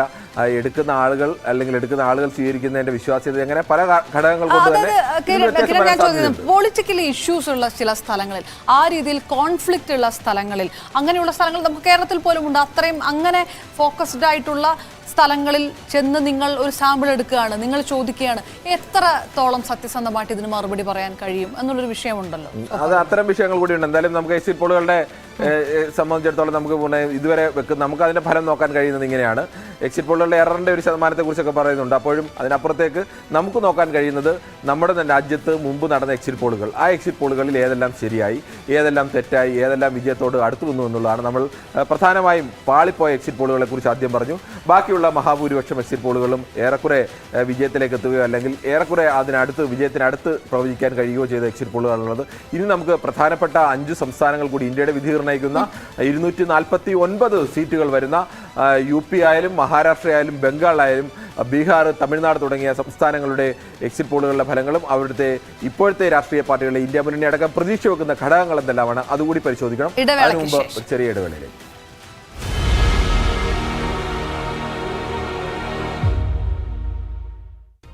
Political Grand Finale, co-presented by Berger Paints, 100 years of trust.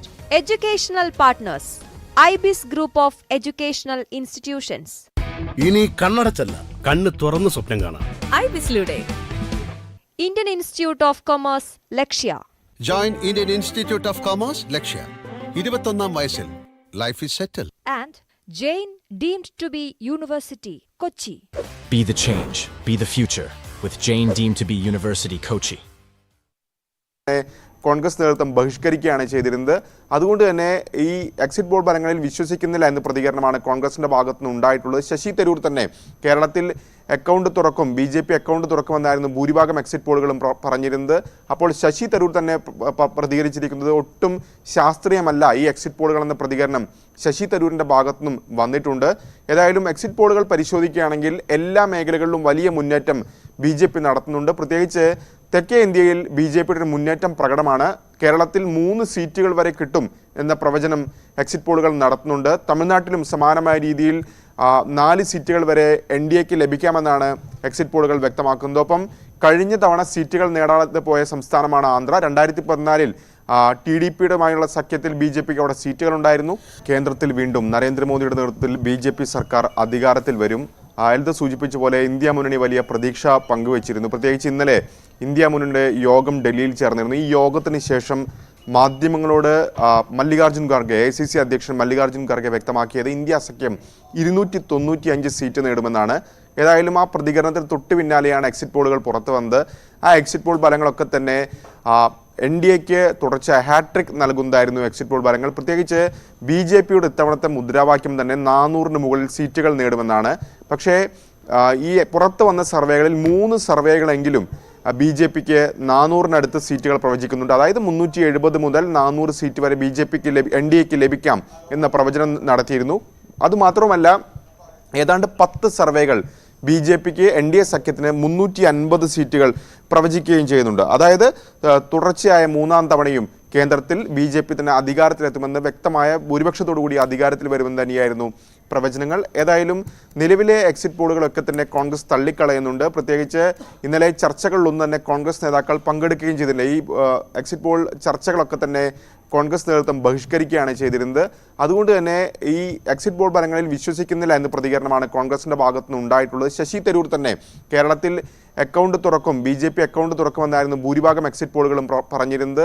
അപ്പോൾ ശശി തരൂർ തന്നെ പ്രതികരിച്ചിരിക്കുന്നത് ഒട്ടും ശാസ്ത്രീയമല്ല ഈ എക്സിറ്റ് പോളുകൾ എന്ന പ്രതികരണം ശശി തരൂരിൻ്റെ ഭാഗത്തു നിന്നും വന്നിട്ടുണ്ട്.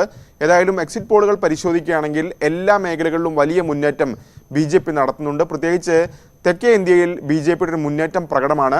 കേരളത്തിൽ 3 സീറ്റുകൾ വരെ കിട്ടും എന്ന പ്രവചനം എക്സിറ്റ് പോളുകൾ നടത്തുന്നുണ്ട്. തമിഴ്നാട്ടിലും സമാനമായ രീതിയിൽ 4 സീറ്റുകൾ വരെ NDAക്ക് ലഭിക്കാമെന്നാണ് എക്സിറ്റ് പോളുകൾ വ്യക്തമാക്കുന്നത്. ഒപ്പം കഴിഞ്ഞ തവണ സീറ്റുകൾ നേടാതെ പോയ സംസ്ഥാനമാണ് ആന്ധ്ര. 2014 TDPയുമായുള്ള സഖ്യത്തിൽ BJPക്ക് അവിടെ സീറ്റുകൾ ഉണ്ടായിരുന്നു.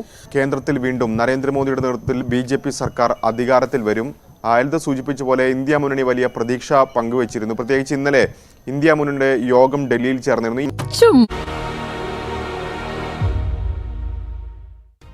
Political Grand Finale, co-presented by Berger Paints, 100 Years of Trust, Educational Partners, IBIS Group of Educational Institutions. ഇനി കണ്ണടച്ചല്ല, കണ്ണ് തുറന്ന് സ്വപ്നം കാണാം. IBISലൂടെ Indian Institute of Commerce, Lakshya. Join Indian Institute of Commerce Lakshya. 21ാം വയസ്സിൽ life is settle. And Jain deemed to be University, Kochi. Be the change, be the future, with Jain deemed to be University, Kochi. Exit പോളുകൾ ആധികാരികമാണോ? ജനങ്ങളുടെ പ്രതീക്ഷകൾ ഇല്ലാതാക്കുന്നതാണോ? ഇത്തരത്തിലുള്ള വിമർശനങ്ങളെല്ലാം വന്നുകൊണ്ടിരിക്കുമ്പോഴാണ് നമ്മൾ പോളുകൾ പൊളിയുമോ എന്നുള്ള ഈ ഒരു സെഷനിലേക്ക് തന്നെ കടന്നുകൊണ്ടിരിക്കുന്നത്. ഇനി നമ്മൾ ഈ കഴിഞ്ഞ എക്സിറ്റ് പോളുകളുടെ ഫലങ്ങൾ അത് എത്രത്തോളം ആക്യുറേറ്റ് ആയിരുന്നു, എത്രത്തോളം അല്ലാതെയായിരുന്നു എന്നുള്ള അതെല്ലാം പരിശോധിച്ചു. ഇനി നമ്മൾ പ്രധാനപ്പെട്ട 5 സംസ്ഥാനങ്ങളിലേക്ക് കടക്കുകയാണ്. ഏറ്റവും കൂടുതൽ സീറ്റുകളുള്ള 5 സംസ്ഥാനങ്ങൾ ഏത് തരത്തിലാണ് ഇത്തവണത്തെ പോളുകൾ എന്ന് നോക്കുമ്പോൾ ആദ്യം നമ്മൾ ഉത്തർപ്രദേശിലേക്ക് കടക്കുകയാണ്. 80ഓളം സീറ്റുകളുള്ള വിവിധ ഘട്ടങ്ങളിലായിട്ട് തെരഞ്ഞെടുപ്പ് നടന്ന ഉത്തർപ്രദേശിനെ കണക്ക് നോക്കുമ്പോൾ ഇതാ ഇന്ത്യ മുന്നണിക്ക് 9 മുതൽ 12 വരെ സീറ്റുകൾ പറഞ്ഞിരിക്കുന്ന പോളിൽ 68 തൊട്ട് 71 വരെ NDAക്ക് പ്രവചിക്കുകയും ചെയ്തിരിക്കുന്നു. മറ്റുള്ളവർക്ക് ഒന്നുമില്ല. സ്വാഭാവികമായിട്ട് ഉത്തർപ്രദേശിലുള്ളത് BSP ആണ്. ഇന്ത്യ മുന്നണിയെ സംബന്ധിച്ചിടത്തോളം പ്രതീക്ഷിച്ച ഒരു മുന്നേറ്റം ഉണ്ടാക്കാൻ കഴിയും എന്ന് കരുതുന്ന ഒരു സ്ഥലമാണ്. പക്ഷേ NDAക്ക് തന്നെ മുൻതൂക്കം നൽകുകയും ചെയ്തിരിക്കുന്നു. കിരൺ ബാബുവിലേക്ക് വീണ്ടും. കിരൺ, ഇന്ത്യ മുന്നണി ഒരു 10നും 15നും ഇടയിൽ സീറ്റ് നേടിയാൽ പോലും അത് പ്രതിപക്ഷ സഖ്യത്തെ സംബന്ധിച്ചിടത്തോളം അത് ഭേദമാണ്, നേട്ടമാണ് എന്ന് തന്നെ വിലയിരുത്തപ്പെടുന്ന ഒരു സംസ്ഥാനമാണ് ഉത്തർപ്രദേശെ സംബന്ധിച്ചിടത്തോളം. കഴിഞ്ഞ തവണത്തെ 2019 താരതമ്യപ്പെടുത്തുമ്പോൾ ഈ കണക്കുകളെ ഏത് തരത്തിലാണ് റിലേറ്റ് ചെയ്യേണ്ടത്? പറഞ്ഞാൽ നമുക്ക് 2019 കണക്കുകൾ എടുത്തു കഴിഞ്ഞാൽ 2019 ആകെ 80 സീറ്റുകളുള്ള UPയിൽ 15 സീറ്റുകൾ SP BSP സഖ്യത്തിലാണ് മത്സരിച്ചത്. 10 സീറ്റ് BSPക്കും 5 സീറ്റ് SPക്കും ലഭിച്ചു.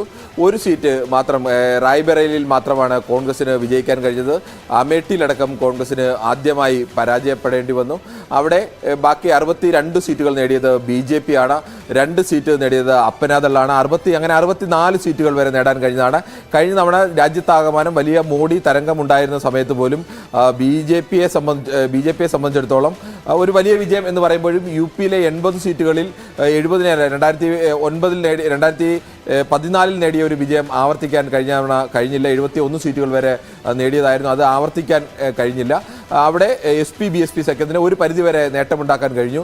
അതാണ് ഇപ്പോഴും ഇന്ത്യ മുന്നണിക്ക് പ്രതീക്ഷയ്ക്ക് വക നൽകുന്നത്. ഇന്ത്യ മുന്നണിയെ സംബന്ധിച്ചിടത്തോളം ഇന്ത്യ മുന്നണി ഇത്തവണ കോൺഗ്രസും SPയും കൂടി ചേരുമ്പോൾ കോൺഗ്രസ് SP സഖ്യം ചേർന്ന് കഴിഞ്ഞാൽ SPക്ക് അവിടെ വിശാലമായ രീതിയിലേക്ക് സ്വാധീനമുണ്ട്. കഴിഞ്ഞ നിയമസഭാ തെരഞ്ഞെടുപ്പുകളിലടക്കം ഒരു പരിധിവരെ പിടിച്ചു നിൽക്കാൻ കഴിഞ്ഞൊരു പാർട്ടിയാണ്. അല്ലെങ്കിൽ എല്ലാ മണ്ഡലങ്ങളിലും സംഘടനാ സംവിധാനമുള്ള പാർട്ടിയാണ്. കോൺഗ്രസിനെ സംബന്ധിച്ച് അങ്ങനെ സംഘടനാ സംവിധാനം ഇല്ല എങ്കിൽ പോലും UPയിലെ 80 മണ്ഡലങ്ങളിൽ പകുതിയോളം മണ്ഡലങ്ങളിലെങ്കിലും അവർക്ക് ശക്തമായ വോട്ട് ബാങ്ക് ഉള്ള സ്ഥലമാണ്. അല്ലെങ്കിൽ ജയിക്കാൻ സാധ്യതയുണ്ട് എന്ന് വന്നാൽ കോൺഗ്രസിന്റെ വോട്ട് ലഭിക്കാൻ സാധ്യതയുണ്ട്. അവർ മറ്റൊരു ജാതി സമവാക്യം കൂടി പ്രധാനമായും കാണുന്നു. SP പ്രദാനം ചെയ്യുന്ന യാദവ് വിഭാഗവും OBC വിഭാഗത്തിന്റെ വോട്ട് അതൊരു 23% വരുന്ന വോട്ട് പ്ലസ് വരുന്നത്. ഒപ്പം തന്നെ കോൺഗ്രസിനെ പ്രദാനം ചെയ്യുന്ന കോൺഗ്രസ് നേരത്തെ വോട്ട് ദളിത് വോട്ട് ബാങ്ക് മുതൽ ബ്രാഹ്മൺ വോട്ട് ബാങ്ക് വരെയുള്ള കോൺഗ്രസിന്റെ വോട്ടുണ്ട്. ഒപ്പം തന്നെ മുസ്ലിം വോട്ട് ബാങ്ക് വലിയൊരു ഷിഫ്റ്റ് SPയിൽ നിന്നടക്കം അല്ലെങ്കിൽ BSPയിൽ നിന്നടക്കം കോൺഗ്രസിലേക്ക് ഉണ്ടായി എന്നത് കഴിഞ്ഞ കുറേ കാലമായി UPയിലെ ഈ കടുത്ത മുസ്ലിം മതവിഭാഗങ്ങൾക്കെതിരെയുള്ള അക്രമങ്ങൾ കാരണം അല്ലെങ്കിൽ അവർ നേരിടേണ്ടി വരുന്ന പീഡനങ്ങൾ കാരണം അവർ കോൺഗ്രസിനെ രക്ഷകരായി കാണുന്നു എന്നുള്ളൊരു വിലയിരുത്തലുണ്ട്. SP അടക്കം ഇത്തവണ വലിയ വിട്ടുവീഴ്ച നൽകി കോൺഗ്രസിനെ പോലെ കഴിഞ്ഞ തവണ 1 സീറ്റ് മാത്രം കിട്ടിയ ഒരു പാർട്ടിക്ക് 17 സീറ്റുകൾ നൽകിക്കൊണ്ട് അവിടെ ഒരു മത്സരത്തിന് തയ്യാറാവാനുള്ള തന്നെ പ്രധാനപ്പെട്ട ഒരു കാരണമെന്ന് പറയുന്നത് തന്നെ ഈ മുസ്ലിം വോട്ട് ബാങ്ക് കോൺഗ്രസിലേക്ക് വന്നു എന്നുള്ളതാണ്.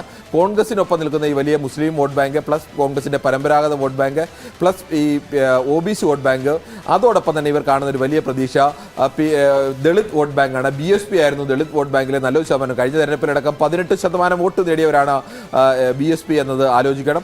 ഈ 18% വോട്ട് നേടിയ BSP ഇക്കുറി ഏറെക്കുറെ BJPയുടെ B ടീം എന്ന മട്ടിലോ അല്ലെങ്കിൽ BJPയെ സഹായിക്കുന്ന ഒരു ടീം എന്ന മട്ടിൽ മാത്രമാണ് നിൽക്കുന്നത്. അത് ശക്തമായ ഒരു മത്സരരംഗത്ത് ഇപ്പോഴും മായാവതിയോ BSPയോ ഇല്ല.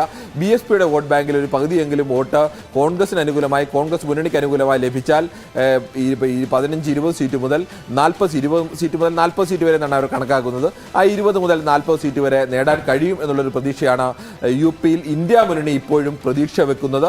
പക്ഷേ വോട്ടാണ് ഈ പറയുന്ന ഇവരുടെ കണക്കുകൂട്ടലുകളെല്ലാം ശരിയായി വന്നു. അതിന് അപ്പുറത്തേക്ക് അയോധ്യയുടെ രാഷ്ട്രീയം പ്രവർത്തിച്ചാൽ, ഒരു ഹിന്ദു വികാരമാകെ ഉണർന്ന് പ്രവർത്തിച്ചാൽ ഈ പറയുന്ന പിന്നോക്ക വോട്ട് ബാങ്കുകളോ അല്ലെങ്കിൽ ദളിത് വോട്ട് ബാങ്കുകളോ ഒക്കെ മാറിപ്പോകാനുള്ള സാധ്യതയും വളരെ കൂടുതലാണ്. അപ്പോഴും ഇന്ത്യ സഖ്യത്തെ സംബന്ധിച്ചിടത്തോളം ഏറെ പ്രതീക്ഷ. ഇന്ത്യ സഖ്യത്തിലെ നേതാക്കന്മാരെല്ലാവരും തന്നെ വലിയ പ്രതീക്ഷയോടുള്ള പ്രതികരണങ്ങൾ നടത്തിയത് ഉത്തർപ്രദേശ് തെരഞ്ഞെടുപ്പിന്റെ ഘട്ടങ്ങളിൽ തന്നെയാണ്. നമുക്കിനി മഹാരാഷ്ട്രയിലേക്ക് പോകണം. മഹാരാഷ്ട്രയിൽ 48 സീറ്റുകളുള്ള മഹാരാഷ്ട്രയിലേക്ക് നമ്മൾ കടക്കുമ്പോൾ നോക്കണം, ഇത്തവണ NDAക്ക് 32 മുതൽ 35 വരെ സീറ്റുകൾ NDAക്ക് എന്ന് പറഞ്ഞിരിക്കുന്നു. ഇന്ത്യ മുന്നണിക്ക് 15 മുതൽ 28 വരെ. അങ്ങോട്ടും ഇങ്ങോട്ടും ശിവസേനയും NCPയും എല്ലാം രണ്ട് കഷ്ണമായി നിന്നുകൊണ്ട് പരസ്പരം പോരടിക്കുന്ന ആ ഒരു സാഹചര്യം, ഇഞ്ചോടിഞ്ച് പോരാട്ടം നടക്കുന്ന ഒരു സ്ഥിതി മഹാരാഷ്ട്രയിൽ ഉള്ളപ്പോൾ കൂടിയാണ്. കിരൺ, കഴിഞ്ഞ തവണത്തെ രാഷ്ട്രീയ സാഹചര്യങ്ങളല്ല മഹാരാഷ്ട്രയിൽ. സ്വാഭാവികമായിട്ടും നമുക്ക് ആ തരത്തിലൊരു കണക്കുകൾ എടുക്കാവുന്ന ഒരു രീതിയിലല്ല പാർട്ടി ഘടനയൊക്കെ നിൽക്കുന്നത്. എങ്കിൽ പോലും പ്രതീക്ഷകൾ ഏത് തരത്തിലാണ്? ഇന്ത്യ മുന്നണിയൊക്കെ കൂടുതൽ സീറ്റുകൾ പ്രതീക്ഷിക്കുകയും അത് പ്രകടമാക്കുകയും ഒക്കെ ചെയ്ത സാഹചര്യമായിരുന്നല്ലോ പ്രചാരണത്തിൽ. അപർണ, മഹാരാഷ്ട്രയെ സംബന്ധിച്ചും ഇന്ത്യ മുന്നണി ഇന്നലെ വന്ന ഫലപ്രവചനങ്ങളെല്ലാം തന്നെ, എക്സിറ്റ് പോളുകളെല്ലാം തന്നെ പൂർണ്ണമായും ഒരു സമ്പൂർണ്ണ വിജയം അത് NDAക്ക് നൽകുന്നില്ല എന്നുള്ളത് അവരുടെ പ്രതീക്ഷ ഒരു പരിധിവരെ അവർക്ക് ആശ്വാസം നൽകുന്നതാണ്. അല്ലെങ്കിൽ അങ്ങനെ ഒരു പ്രതീക്ഷ ഇപ്പോഴും ഇന്ത്യ മുന്നണി വെച്ച് പുലർത്തുന്നുണ്ട്. മഹാരാഷ്ട്രയിൽ കഴിഞ്ഞ തവണത്തെ പോലെയല്ല. ശരത് പവാർ എന്ന് പറയുന്ന നേതാവ്, മഹാരാഷ്ട്രയെ മറാത്ത വികാരം പേറുന്ന 2 പ്രധാനപ്പെട്ട നേതാക്കൾ എന്ന് പറയുന്നത്, ഒന്നാമത്തെ നേതാവ് ശരത് പവാർ തന്നെയാണ്. അത് എത്ര ശക്തിയുണ്ട്, പാർട്ടി അദ്ദേഹത്തിന് എത്ര ദുർബലമായാലും മഹാരാഷ്ട്രക്കാരെ സംബന്ധിച്ചിടത്തോളം അവരുടെ ഒന്നാമത്തെ മറാത്ത വികാരം പേറുന്ന നേതാവ് ശരത് പവാറാണ്. അത് കഴിഞ്ഞാൽ ഉദ്ധവ് താക്കറെയാണ്. ഈ 2 പേരെയും വല്ലാത്ത രീതിയിലേക്ക് BJP അപമാനിച്ചു, അല്ലെങ്കിൽ ഈ 2 പേരെ അവരുടെ പാർട്ടിയെ തന്നെ ഫിനിഷ് ചെയ്യുന്ന രീതിയിലേക്ക് പ്രവർത്തിച്ചു. അവരുടെ MPമാരടക്കം, നേതാക്കളടക്കം, വോട്ട് ചെയ്തവരടക്കം അത്തരത്തിലൊരു വഞ്ചന കാണിച്ചു എന്നുള്ള തോന്നൽ സാധാരണ മറാത്തക്കാർക്ക് ഉണ്ടായാൽ അങ്ങനെ ഉണ്ടാകും എന്നുള്ള പ്രതീക്ഷയാണ് ഇന്ത്യ മുന്നണി വെച്ച് പുലർത്തുന്നത്. അങ്ങനെയാണെങ്കിൽ ശരത് പവാറിൻ്റെ NCPക്ക് വലിയ തോതിലൊക്കെ ഒരു മുന്നേറ്റം ഉണ്ടാക്കാൻ കഴിയും എന്നുള്ള ഒരു പ്രതീക്ഷ ഇപ്പോഴും അവർ വെച്ച് പുലർത്തുന്നുണ്ട്. അതോടൊപ്പം തന്നെ ശിവസേനയുടെ പരമ്പരാഗതമായ വോട്ട് ബാങ്കുകളിൽ ഭൂരിപക്ഷം MLAമാരും ഷിൻഡേക്കപ്പുറം, ഏക്നാഥ് ഷിൻഡേക്കപ്പുറം മറുപക്ഷത്തേക്ക് പോയെങ്കിൽ അങ്ങനെയല്ല. ഉദ്ധവ് താക്കറെക്കൊപ്പം താക്കറെയുടെ പാരമ്പര്യം പിന്തുടരുന്ന, അല്ലെങ്കിൽ താക്കറെ ഉയർത്തിപ്പിടിച്ച ശിവസേനയാണ്. ആ ശിവസേനയുടെ പിന്മുറക്കാരൻ ഉദ്ധവ് താക്കറെയാണ്. അങ്ങനെയാണെങ്കിൽ ഉദ്ധവ് താക്കറയിലേക്ക് തന്നെ ആ വോട്ട് വരും എന്നുള്ളൊരു പ്രതീക്ഷ ഇന്ത്യ മുന്നണി വെച്ച് പുലർത്തുന്നുണ്ട്. അതുകൊണ്ട് തന്നെ ഈ വൈകാരിക പ്രതികരണത്തിലും ഒപ്പം തന്നെ കർഷക പ്രക്ഷോഭത്തിന്റെ ഫലമായി NDAക്കെതിരെ ഉണ്ടായ വികാരം, ഈ 3 വിഷയങ്ങളാണ് പ്രധാനമായും ഇന്ത്യ മുന്നണിക്ക് പ്രതീക്ഷ നൽകുന്ന ഘടകം. ഇന്ത്യ മുന്നണിയുടെ പ്രതീക്ഷയെ ഒരു പരിധിവരെ അംഗീകരിക്കുന്നതാണ് ഇന്നലെ പുറത്തു വന്ന എക്സിറ്റ് പോൾ ഫലങ്ങളൊക്കെയും തന്നെ. അവർക്ക് 5 സീറ്റോ 10 സീറ്റോ അല്ലെങ്കിൽ 15 സീറ്റോ ഒക്കെ അവർ നൽകുന്നുണ്ട്. പക്ഷെ അവർ കാണുന്നത് അങ്ങനെയല്ല. അത് 35 സീറ്റോ 40 സീറ്റിലേക്ക് വരെ ഉയരാൻ സാധ്യതയുണ്ട് എന്ന് സഞ്ജയ് റാവത്ത് അടക്കം, ശിവസേനയുടെ MP സഞ്ജയ് റാവത്ത് അടക്കം പറഞ്ഞത് 35 സീറ്റുകൾ വരെ ഉറപ്പായും ഈ ഇന്ത്യ മുന്നണി ജയിക്കും എന്നുള്ള ഒരു ആത്മവിശ്വാസം കൂടിയാണ് അവർ പ്രകടിപ്പിക്കുന്നത്. അവരുടെ ഒരു ആത്മവിശ്വാസത്തിന്റെ അടിസ്ഥാനം ഇതാണ്. പക്ഷേ മറുപക്ഷത്ത് നിൽക്കുമ്പോൾ മറ്റൊരു ലോജിക്ക് ആലോചിച്ച് നോക്കിക്കഴിഞ്ഞാൽ BJP എന്ന് പറയുന്ന വലിയ പാർട്ടി, അവരുടെ സഖ്യകക്ഷിയായി കഴിഞ്ഞ തെരഞ്ഞെടുപ്പിൽ വരുന്നത് ശിവസേന എന്ന് പറയുന്ന പാർട്ടിയാണ്. എത്രയോ ദീർഘകാലമായിട്ടുള്ള സഖ്യമായിരുന്നു. ആ ശിവസേനയാണ് മറുപക്ഷത്തേക്ക് പോയത്. അപ്പോൾ ആ ശിവസേനയിലെ മഹാഭൂരിപക്ഷം വരുന്ന ആളുകളെയും പിളർത്തിയാണ് കൊണ്ടുവന്നത്. അപ്പോൾ ശിവസേനയുടെ പകുതി ഒപ്പമുണ്ട്. മറുപക്ഷത്ത് കാലാകാലങ്ങളായി നിന്നുകൊണ്ടിരുന്ന NCP, ആ NCPയുടെ പകുതി ആളുകളും ഒപ്പം ചേരുന്നു. അപ്പോൾ ശിവസേനയുടെ പകുതി കൊണ്ടുണ്ടായ നഷ്ടം NCPയുടെ പകുതി കൂടി വരുമ്പോൾ അവർക്ക് നേട്ടമുണ്ടാകുന്നു. അങ്ങനെ ആലോചിച്ച് നോക്കിക്കഴിഞ്ഞാൽ NDAയുടെ ലോജിക്ക് അനുസരിച്ച് BJP പ്ലസ് ശിവസേനയുടെ പകുതി, ഏക്നാഥ് ഷിൻഡെയുടെ കൂടെയുള്ള ശിവസേന വിഭാഗം, അതോടൊപ്പം തന്നെ അജിത് പവാറിന്റെ നേതൃത്വത്തിലുള്ള NCP വിഭാഗം, ഇവർ 2 പേരും അവരുടെ മറ്റു 2 പ്രധാന നേതാക്കളെക്കാൾ കുറെ കൂടി ജനപ്രതിനിധികളെ ഒപ്പം നിർത്തുന്നതിൽ വിജയിച്ച നേതാക്കൾ കൂടിയാണ്. അതുകൊണ്ട് ആ പ്രകടനം ഈ പൊതു തെരഞ്ഞെടുപ്പിലും കാണിക്കാൻ കഴിയുമെന്നും, അങ്ങനെയാണെങ്കിൽ മഹാരാഷ്ട്രയിൽ കഴിഞ്ഞ തവണ തൂത്തുവാരുകയാണ് നോക്കുന്നത്. BJPക്ക് 23 സീറ്റും 18 സീറ്റ് ശിവസേനയ്ക്ക് ലഭിച്ച നാടാണ്. NCPക്ക് 4 സീറ്റും കോൺഗ്രസിന് 1 സീറ്റും മാത്രമാണ് ലഭിച്ചത്. കോൺഗ്രസ് ഭരിച്ചിരുന്ന ഒരു സംസ്ഥാനമാണ്, NCPയുടെ സഹായത്തോട് ഭരിച്ചിരുന്ന സംസ്ഥാനമാണ് സംസ്ഥാനമാണ് മഹാരാഷ്ട്ര എന്ന് ആലോചിക്കണം. അവിടെ ഒറ്റ സീറ്റ് മാത്രമാണ് കോൺഗ്രസ് ലഭിച്ചത്. NCPക്ക് 4 സീറ്റ് മാത്രമായിരുന്നു. കോൺഗ്രസ് NCP സഖ്യം പലതവണ മാറി മാറി ഭരിച്ചിട്ടുള്ള ഒരു സംസ്ഥാനത്തിന്റെ കഴിഞ്ഞ തവണത്തെ അവസ്ഥയായിരുന്നു. പക്ഷേ ഇത്തവണ അങ്ങനെയല്ല, മറിച്ചൊരു ഫലമുണ്ടാകും ഇന്ത്യ മുന്നണിയും.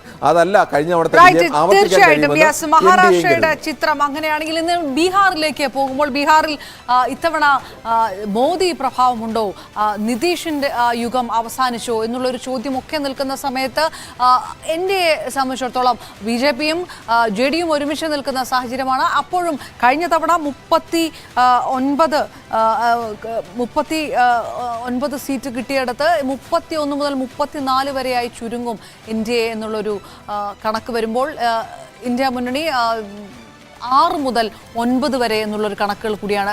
NDAക്ക് തന്നെയാണ് മുൻതൂക്കം. പക്ഷേ കിരൺ, അപ്പോഴും ആ ഒരു നിതീഷിന്റെ യുഗം അവസാനിക്കുന്നു, ആ തരത്തിലുള്ള ഒരു മോദി ഇഫക്റ്റ് ഉണ്ടായില്ല എന്നുള്ളൊരു വിഷയമൊക്കെ ഒരു വശത്ത് നിൽക്കുന്നുണ്ട്. ഇന്ത്യ മുന്നണിയെ സംബന്ധിച്ചിടത്തോളം ഇതിനേക്കാൾ ഒരല്പം കൂടി ഒരു മുൻതൂക്കം കിട്ടുന്നു എന്നൊരു സാഹചര്യം ഇതിനകത്ത് നിൽക്കുന്നുണ്ട്. അത് എങ്ങനെ കാണണം? അപർണ, പ്രധാനമായും നമുക്ക് കഴിഞ്ഞ തവണത്തെയും മുമ്പിൽ തവണത്തെയും കണക്കുകൾ കൂടി നോക്കിയാൽ എനിക്കൊന്ന് കുറച്ചുകൂടി വ്യക്തമായിട്ട് നമുക്ക് പറയാൻ കഴിയുമെന്ന് ബീഹാറിൻ്റെ ഒരു അവസ്ഥയിൽ. കഴിഞ്ഞ തവണ NDAക്ക് ആകെ 40 സീറ്റുകളുള്ളതാണ് ബീഹാർ. ആ 40 സീറ്റുകളുള്ളിൽ 39 സീറ്റും ലഭിച്ചത് NDAക്കാണ്. അതിൽ BJPക്ക് 17 സീറ്റും JDയുവിന് 16 സീറ്റും LJPക്ക് 6 സീറ്റുമാണ് ലഭിച്ചത്. LJP രാംവിലാസ് പാസ്വാന്റെ പാർട്ടി അടക്കം മറുപക്ഷത്ത് NDAയുടെ ഭാഗമായിട്ടാണ് കഴിഞ്ഞ തവണ നിന്നത്. അങ്ങനെ 39 സീറ്റ് ലഭിക്കുമ്പോൾ കോൺഗ്രസിന് ലഭിച്ച ഒറ്റ സീറ്റ് മാത്രമാണ് ബീഹാറിൽ പ്രതിപക്ഷ മുന്നണിക്ക് ലഭിച്ചത്. ബീഹാറിൻ്റെ ഒരു കാലത്ത് തുടർച്ചയായി ഭരിച്ചിരുന്ന RJDക്ക് കഴിഞ്ഞ തവണ ഒരു സീറ്റ് പോലും വിജയിക്കാൻ കഴിഞ്ഞില്ല എന്ന ദയനീയമായ അവസ്ഥ കൂടി കഴിഞ്ഞ തവണ ഉണ്ടായിരുന്നു. ഇതായിരുന്നു 2019 കണക്കുകൾ. എന്നാൽ 2014 കണക്കുകൾ പരിശോധിച്ചാൽ 2014 കണക്കുകളിൽ NDAക്ക് 30 സീറ്റ് ലഭിക്കുമ്പോൾ ഇന്ത്യ മുന്നണിക്ക് RJDക്ക് 6 സീറ്റുകളിലേക്കും മറ്റുള്ളവർക്ക് 4 സീറ്റും എന്നുള്ളതായിരുന്നു അവസ്ഥ. ഇപ്പോഴത്തെ ബീഹാറിലെ ഒരു രാഷ്ട്രീയ കാലാവസ്ഥ പരിശോധിച്ചാൽ ഇന്ത്യ മുന്നണി രൂപീകരിക്കുന്ന കാലത്ത് RJDയും JDSും നിതീഷ് കുമാറും കോൺഗ്രസും ഇടതു പാർട്ടികളും എല്ലാം സഖ്യമായി നിന്നുകൊണ്ട് BJP ഒഴികെയുള്ള ബീഹാറിലെ അല്ലെങ്കിൽ LJP ഇപ്പോൾ പിളർന്ന് പല ഘട്ടമായി പോവുകയും ചെയ്തു. അല്ലെങ്കിൽ പ്രധാനപ്പെട്ട പാർട്ടികൾ, അവരെ മാറ്റി നിർത്തിയാൽ പ്രധാനപ്പെട്ട പാർട്ടികളെല്ലാം ഒരു പക്ഷത്തായിരുന്നു. അവിടെ നിന്നാണ് JDSനെ നിതീഷ് കുമാറിനെ അട്ടിമറിച്ച് BJP മറുപക്ഷത്ത് കൊണ്ടുപോകുന്നത്. നിരന്തരം ചാടി ഈ പക്ഷത്തേക്ക് ചാടിയതുപോലെ തന്നെ മറിച്ചും നിരന്തരം ചാടിയിട്ടുള്ള 5 തവണ അങ്ങനെ ഈ മുന്നണിയിൽ നിന്ന് അടുത്ത മുന്നണിയിലേക്ക്, മത്സരിച്ച് ജയിച്ച മുന്നണിയിൽ നിന്ന് അടുത്ത മുന്നണിയിലേക്കും അവിടെ നിന്ന് വീണ്ടും പഴയ മുന്നണിയിലേക്കും ഒക്കെ മാറിയും തിരിഞ്ഞും ചാടിയിട്ടുള്ള ആളാണ് നിതീഷ് കുമാർ. അപ്പോഴെല്ലാം അദ്ദേഹത്തിൻ്റെ മുഖ്യമന്ത്രി സ്ഥാനം സേഫാക്കി തന്നെ നിർത്തിക്കൊണ്ട് തന്നെയാണ് മറ്റു മുന്നണിയിൽ നിന്നപ്പോഴും RJDക്കും കോൺഗ്രസിനും ഒപ്പം നിന്നപ്പോഴും മുഖ്യമന്ത്രിയാണ്. അവരെ വിട്ട് BJPക്കൊപ്പം നിന്നപ്പോഴും അവരുടെ സഹായത്തോടു കൂടി മുഖ്യമന്ത്രിയാണ്. ഇപ്പോൾ BJP JDS സഖ്യം ഒരു പക്ഷത്ത് നിൽക്കുന്നു, മറുപക്ഷത്ത് RJDയും കോൺഗ്രസും അടക്കമുള്ള മറ്റ് ചെറുകിട പാർട്ടികളെല്ലാം ചേർന്ന് സഖ്യം നിൽക്കുന്നു. ബീഹാറിലൊരു പ്രധാനപ്പെട്ട ഇന്ത്യ മുന്നണിയുടെ പ്രതീക്ഷ, NDAയുടെ പ്രതീക്ഷ എന്ന് പറയുന്നത് പഴയ പോലെ നിതീഷ് കുമാറിൻ്റെ വോട്ടും BJPയുടെ വോട്ടും ചേർന്ന് കഴിഞ്ഞാൽ അവിടെ ഈ 40-ൽ 39 ജയിച്ച പോലെ ഇത്രയും ജയിക്കാമെന്നുള്ളതാണ്. പക്ഷേ എക്സിറ്റ് പോൾ ഫലങ്ങളെല്ലാം തന്നെ അതിനേക്കാൾ കുറച്ച് കുറവ് സീറ്റുകൾ മാത്രമാണ് നൽകുന്നത്. അതിനൊരു പ്രധാനപ്പെട്ട കാരണം നിതീഷ് കുമാർ കഴിഞ്ഞാൽ ബീഹാറിൽ ഇപ്പോൾ ഏറ്റവും പ്രധാനപ്പെട്ട നേതാവായി ഉയർന്നു വന്നിരിക്കുന്നത് തേജസ്വി യാദവാണ്. തേജസ്വി യാദവിന് ചെറുപ്പക്കാരനാണ്. തേജസ്വി യാദവിൻ്റെ കീഴിലേക്ക് ബീഹാറിൽ അദ്ദേഹത്തിൻ്റെ ഉപമുഖ്യമന്ത്രി ആയിരിക്കുമ്പോഴടക്കം നിതീഷ് കുമാറിനെ മുന്നിൽ നിർത്തിക്കൊണ്ട് മികച്ച ഭരണമാണ് കാഴ്ചവെച്ചത് എന്നൊരു പ്രതിച്ഛായ അദ്ദേഹത്തിന് ഉണ്ടാക്കാൻ കഴിഞ്ഞിട്ടുണ്ട്. അല്ലെങ്കിൽ ലാലു പ്രസാദ് യാദവിൻ്റെ കാലത്തെ പോലെ ഒരു ഗുണ്ടാരാജോ അല്ലെങ്കിൽ ആ തരത്തിലേക്കുള്ള അഴിമതി ആരോപണങ്ങളോ ഒന്നും ഉയർന്നു വന്നിട്ടില്ല. ആ പ്രതിച്ഛായയിൽ കോൺഗ്രസിന് വലിയ വിശ്വാസമുണ്ട്. കോൺഗ്രസിൻ്റെ പരമ്പരാഗതമായ വോട്ടുകളും RJDക്ക് ബീഹാറിലെ എല്ലാ സ്ഥലത്തിലുമുള്ള വോട്ടുണ്ട്. എല്ലാ സ്ഥലത്തുമുള്ള വലിയ വോട്ട് ബാങ്ക് ഉണ്ട്. പ്രത്യേകിച്ച് OBC വോട്ട് ബാങ്കിലും മുസ്ലിം വോട്ട് ബാങ്കിലും ഒക്കെ വലിയ സ്വാധീനമുള്ള പാർട്ടിയാണ് RJD. ആ സ്വാധീനം കൂടി വന്നു കഴിഞ്ഞാൽ, അല്ലെങ്കിൽ ചില പോക്കറ്റുകളിലൊക്കെ ഇടതു പാർട്ടികളും മാവോയിസ്റ്റ് പാർട്ടികളുമൊക്കെ ML പാർട്ടികളുമൊക്കെ അവിടെ നിർണായകമായ പാർട്ടികളാണ്. CPIയുടെയും ഒക്കെ ശക്തമായ കേന്ദ്രങ്ങളുണ്ട്. 1 ലക്ഷവും അതിന് മേളിലൊക്കെ വോട്ട് കിട്ടുന്ന കേന്ദ്രങ്ങളുണ്ട്. ഇവരെല്ലാം കൂടി ചേർന്ന് കഴിഞ്ഞാൽ ഇക്കുറി ഒരു മികച്ച വിജയം ഉണ്ടാക്കാമെന്നും അവരുടെ ഒരു ഇന്റേണൽ റിപ്പോർട്ട് അനുസരിച്ച് ഏകദേശം 16 സീറ്റ് 20 സീറ്റുകൾ വരെ ലഭിക്കാൻ സാധ്യതയുണ്ട് എന്നാണ് കാണുന്നത്. അപ്പോഴും മെജോറിറ്റി BJP അല്ലെങ്കിൽ JDS സഖ്യത്തിന് ലഭിക്കുമെന്നുള്ളത് തന്നെയാണ്. ആ എക്സിറ്റ് പോൾ ഫലങ്ങളോട് ഏറെക്കുറെ അടുത്ത് നിൽക്കുന്ന ഒരു പ്രതീക്ഷ തന്നെയാണ് അവർക്കുള്ളത്. പക്ഷേ എക്സിറ്റ് പോൾ ഫലങ്ങൾ കുറച്ചതുപോലെ ഈ 5 സീറ്റിലേക്കോ അല്ലെങ്കിൽ 6 സീറ്റിലേക്കോ എന്നുള്ള പ്രതീക്ഷ ഇന്ത്യ മുന്നണിക്കുമുണ്ട്. ഏതായാലും നമുക്ക് വളരെ പ്രധാനപ്പെട്ട 3 സംസ്ഥാനങ്ങളുടെ ചിത്രമാണ് എടുത്തത്. ഇനി യഥാർത്ഥ റിസൾട്ട് വരാൻ 48 മണിക്കൂർ തികച്ചു വേണ്ട. ചിത്രം വ്യക്തമാകാൻ വളരെ കുറച്ച് സമയം മാത്രം മതി. അപ്പോഴും പ്രതികരണങ്ങൾ വന്നുകൊണ്ടിരിക്കുന്നത് ജനവിധി കൃത്യമായിട്ട് വരട്ടെ, ജനവിധിക്കൊപ്പം ഒപ്പം നിൽക്കാൻ മാത്രമാണ് താല്പര്യപ്പെടുന്നത്. എക്സിറ്റ് പോളുകൾ മുഖവിലേക്ക് എടുക്കുന്നില്ല എന്നുള്ള പ്രതികരണങ്ങൾ ഇന്ത്യ മുന്നണി സഖ്യ നേതാക്കളുടെ ഭാഗത്തു നിന്ന് വരികയും ചെയ്യുന്ന സാഹചര്യത്തിൽ കൂടിയാണ് പഴയ എക്സിറ്റ് പോളുകളിൽ കൂടി കടന്നുകൊണ്ട് നമ്മൾ ഈ 1 മണിക്കൂർ പരിശോധിച്ചത്. പൂർണ്ണമാവുകയാണ് പോളുകൾ പൊളിയുമോ എന്ന ചർച്ച. നമസ്കാരം.